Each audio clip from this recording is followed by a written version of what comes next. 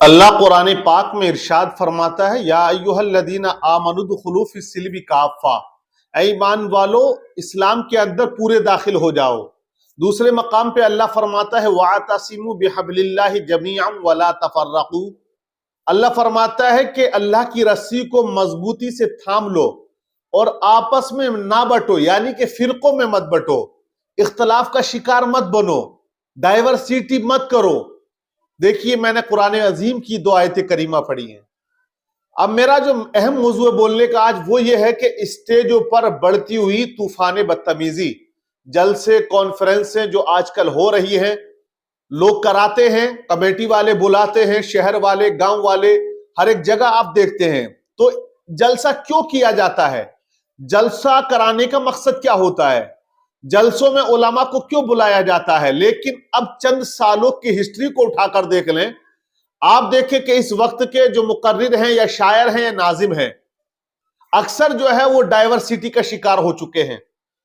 ایک مولوی دوسرے مولوی کی برائی میں لگا ہوا ہے، یہ بات کسی سے چھپی ہوئی نہیں ہے، اور یہ بات میں آج بیان کر رہا ہوں، کئی دنوں سے ٹرینڈ میں چل رہی ہے۔ لیکن کچھ چیزیں میں نے نوٹ کی تو مجھے بڑا عجیب لگا کہ وہ طبقہ جو وارث انبیاء کہلاتا ہے، وہ علماء جن کو لوگوں کی اصلاح کے لیے بلایا جاتا ہے، وہ شاعر جس کو نعت پڑھنے بلایا جاتا ہے تاکہ وہ نعت پڑھے، لوگوں کو بتائے کہ محبت رسول کیا ہے، اشعار کے ذریعے ان کے ایمان کو تازہ کرے، وہ نقیب جس کو بلایا جاتا ہے کہ آپ اسٹیج پر آئیں تو آپ دعوت دیں، انہیں بتائیں کہ آپ کے سامنے کون آنے والا ہے، یہ کام ہوتا ہے۔ لیکن اب آپ سب جانتے ہیں کہ مقرر شاعروں کے پیچھے ہیں، شاعر مقرروں کے پیچھے ہیں، ناظم شاعروں کے پیچھے ہیں، شاعر نقیب کے پیچھے ہے۔ ڈائیورسٹی ہر جگہ دکھائی دیتی ہے۔ نیپال کا معاملہ تو ابھی ایک ایسا سامنے آیا تھا کہ وہی اسٹیج پر دھکا مکی اور وہیں پر طوفان بدتمیزی شروع ہو گئی۔ یہ بات کسی سے چھپی ہوئی نہیں، بلکہ سوشل میڈیا پہ سب سے زیادہ وہ ویڈیو وائرل ہوتی ہے، اور میں نے ان لوگوں کو، علماء کو گالی دیتے ہوئے سنا جنہیں صحیح طریقے سے نماز بھی یاد رہی، جو اسلام کے بارے میں ایک رکن کے بارے میں ان کو علم نہیں ہے، لیکن وہ ویڈیو بنا رہے ہیں اور علماء کو وہ سرعام مطلب بدتمیزی ان کی شان میں کر رہے ہیں، علماء کی شان میں کہتے ہیں کہ یہ مولوی ہے، یہ کون ہے، یہ مولوی ایسے ہوتے ہیں۔ مطلب کیا ہے؟ ایک مچھلی پورے تالاب کو گندا کرتی ہے۔ حالانکہ عالم کو برا کہنا علم کو برا کہنا ہوتا ہے، اور ایک حدیث پاک میں ہے کہ جو عالم کو برا کہتا ہے گویا نبی فرماتے وہ مجھے برا کہتا ہے، یعنی عالم کی دشمنی مصطفیٰ کی دشمنی، اور جو مصطفیٰ سے دشمنی کرتا ہے، جو محمد عربی صلی اللہ علیہ وسلم سے دشمنی کرتا ہے، وہ اللہ سے دشمنی کرتا ہے۔ تو عالم کو برا نہیں کہنا چاہیے۔ لیکن آج کل جو جلسوں کا ایک ٹرینڈ چل گیا ہے، پہلی بات تو آپ یہ جان لیں کہ جلسوں میں جو ہمارے باصلاحیت عالم دین ہیں، وہ درسگاہوں میں بیٹھے ہیں، وہ تدریس کا کام کر رہے ہیں، وہ تصنیف کا کام کر رہے ہیں۔ نہ عوام اہل سنت ان کو بلاتی ہے، نہ وہ زیادہ جلسوں کو اٹینڈ کرتے ہیں، نہ وہ جا پاتے ہیں، وہ زمینی کام کر رہے ہیں۔ لیکن اب آپ دیکھتے ہیں کہ چند مقررین کی فہرست ایسی ہے جو اسٹیج پر آتے ہیں اور اس کے باوجود وہ ایک دوسرے پر تنقید کرتے ہیں۔ دیکھیے آج کا وہ دور ہے کہ اگر آپ اصلاح کرتے ہیں اسٹیج پر کسی کی، اگر 100 مقرر ایسے ہیں جو تقریریں کر رہے ہیں، لیکن اس میں 2 یا 3 ایسے ہیں جو اصلاح کرتے ہیں اسٹیج کے اوپر ہی، تو لوگ ان کو برا ضرور کہیں گے، بولے یہ کیوں کہہ رہے ہیں، یہ الگ میں کہتے تھے، یہ اس میں کہہ دیتے۔ حالانکہ غلطی سرعام کی ہے بندے نے، ایسا بھی ہوا ہے کہ کفری کلمات اس نے کہہ دیے تو اصلاح کے کمرے میں ہوگی۔ تو عالم ربانی کا یہ حق بنتا ہے کہ وہ اسٹیج کے اوپر ہی جس نے غلطی کی ہے اس کی اصلاح کر دے۔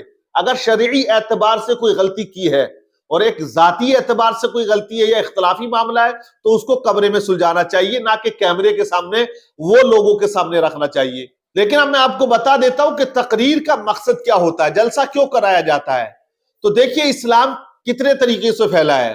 اسلام اس طرح سے بھی پھیلا ہے، لوگوں نے ہجرت کی، ہجرت کر کے دوسرے ملک میں گئے، دوسرے شہر میں گئے، وہاں دعوت حق انہوں نے پیش کی، لوگوں کو دین بتایا، اسلام کی خوبیوں کے بارے میں بتایا، قرآن عظیم کی آیتیں پڑھ کے سنایا، تو لوگ متاثر ہوئے دین مصطفیٰ کو دیکھ کر، اسلام کی تعلیمات کو دیکھ کر وہ متاثر ہوئے کہ کتنا اچھا دین ہے۔ ہندوستان میں دین آیا، ہندوستان میں اسلام آیا تو کیا ہوا؟ یہاں ذات پات نیچ اونچ کا معاملہ سب سے زیادہ پایا جاتا تھا.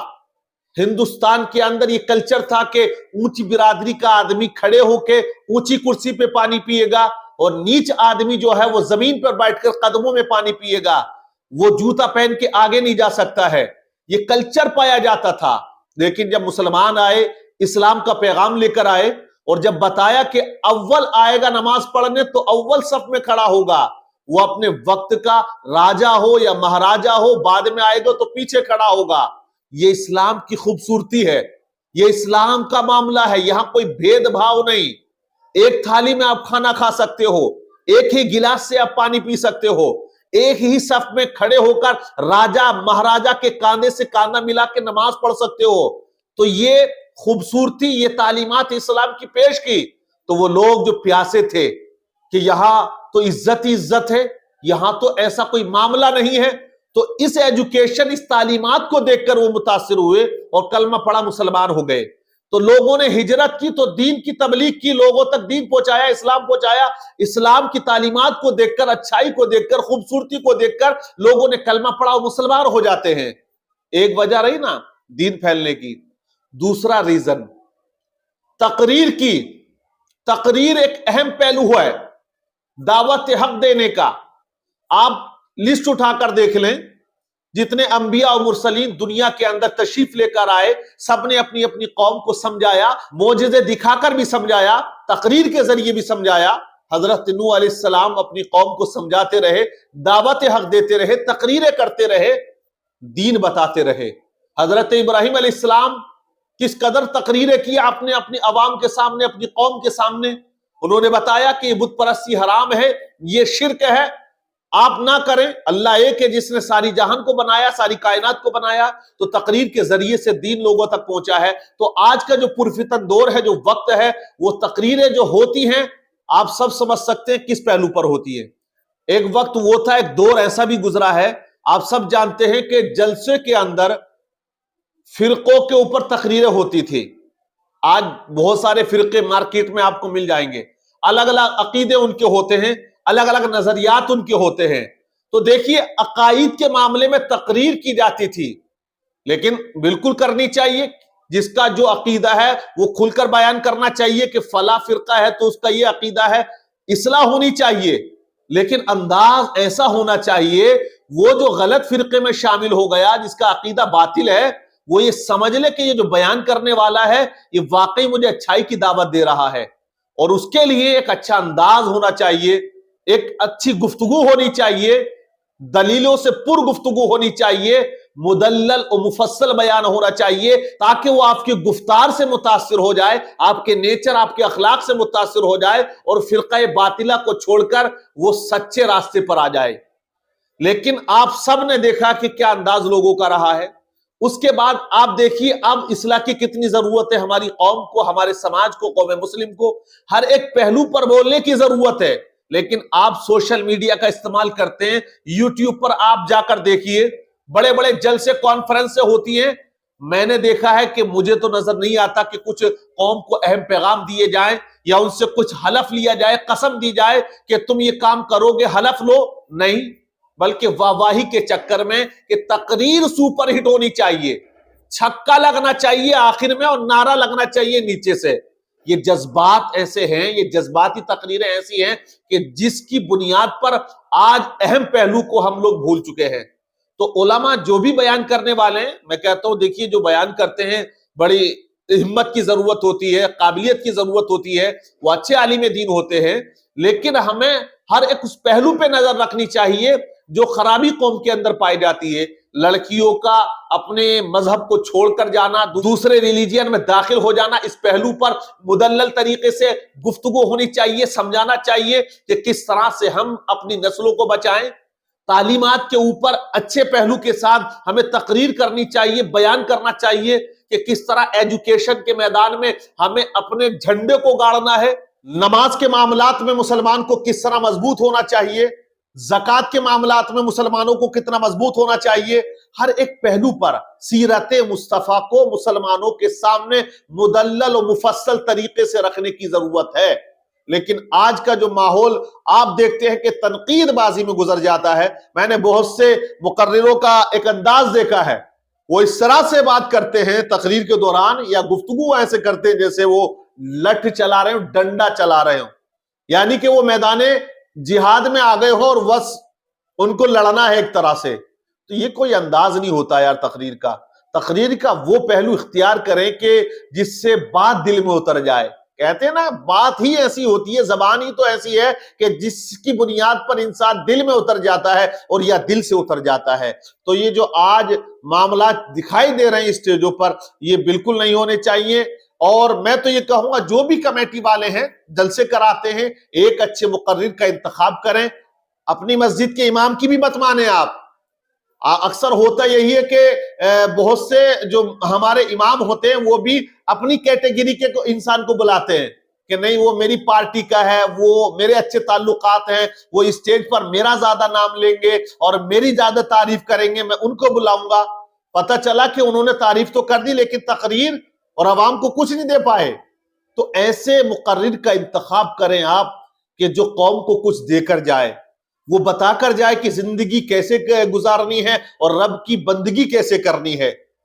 ایک شاعر بلائیں، شاعر آپ رکھیے، نعت خوانی آپ کرا رہے ہیں تو اس کو آپ زیادہ طویل نہ کریں، اتنا نہ کریں کہ 12 یا 1 بج جائے. اکثر ہوتا کیا ہے، ارے بھائی 12 بجے تک نعت خوانی ہوئی، 1 بجے تک. تو جو ایجوکیٹڈ بندے ہوتے ہیں، جو ایجوکیشن سے وابستہ پڑھے لکھے ہیں یا کام والے لوگ ہیں، آفس جانے والے لوگ ہیں، انجینئر، وکیل، ڈاکٹر، آج وہ ہمارے جلسوں میں نہیں آتے ہیں زیادہ. وہ کہتے ہیں کیا ہوگا، وہ تو چیخیں گے اتنا، چلائیں گے اتنا کہ جس طرح سے توپ کے گولے سے آواز نکلتی ہے ویسی آواز آئے گی. تو یہ کوئی انداز نہیں ہوتا ہے. تو بھائی اپنے اندر سدھار کرنا ہے، عوام کو بھی کرنا ہے اور ان لوگوں کو بھی کرنا ہے. علماء دیکھیے سدھرے ہوئے ہوتے ہیں کیونکہ وہ وابستہ ہے علم سے، لیکن کچھ لوگ ایسے ہیں کہ جو بس اسٹیج کے اوپر آ کر وہ یہ دکھانا چاہتے کہ ہم سے بڑا مقرر نہیں اور ہم سے اچھی بات کرنے والا نہیں، ہم جو بول رہے وہ ٹھیک ہے. تو اس میں کیا ہوتا ہے معلوم ہے، کچھ لوگ تو تائید کرتے ہیں، ہاں حق بولا، واہ واہ واہ واہ، اور کچھ لوگ کہتے ہیں یہ غلط ہے. یہ انداز نہیں ہونا چاہیے. آپ جس کی کھچائی کر رہے ہیں اس کے منہ میں بھی زبان ہے اور عیب آپ کے اندر بھی ہے، تو وہ آپ کے عیبوں کو کھل کر بیان کرتا ہے. ایک ہی اسٹیج پر ہم نے دیکھا ہے کہ مقرر صاحب نے بھی شاعر صاحب کی ٹانگ کھینچی، اب مقرر صاحب گئے تو شاعر صاحب مقرر صاحب کی ٹانگ کھینچنے لگے. کبھی کبھی یہ دیکھنے میں آیا کہ اسٹیج پر ہی بحث بازی ہو جاتی ہے. تو یہ تمام وہ چیزیں ہیں جس سے عوام کے اندر پیغام غلط جاتے ہیں.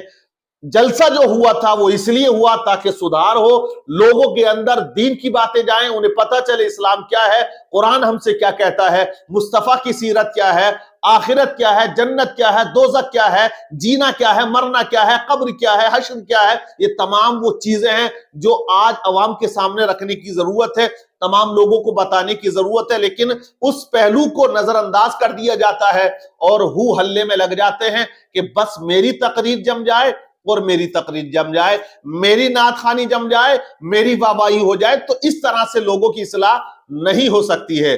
آپ کیا کہیں گے؟ آپ ضرور ہمیں بتا سکتے ہیں.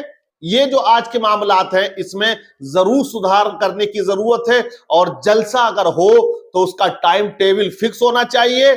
اور جو ہم پڑھواتے نا 5 گھنٹہ 3 گھنٹہ 4 گھنٹہ، مقامی لوگ ہی وہ 4-5 گھنٹہ جو اہم ہوتا لے کر ختم کر دیتے ہیں. اور باہر سے جو اچھے مقرر کا انتخاب کر کے ہم بلا کر لائے تھے، جنہیں اچھے سے ہم نے استقبال کیا، ان کا نمبر تب آیا جب پورا مجمع گنجا ہو جاتا ہے. آپ کیا کہیں گے؟ آپ ضرور بتائیے گا. ویڈیو کو آپ زیادہ سے زیادہ شیئر کیجئے گا اور ہمارے پیج کو آپ فالو ضرور کر لیجئے گا.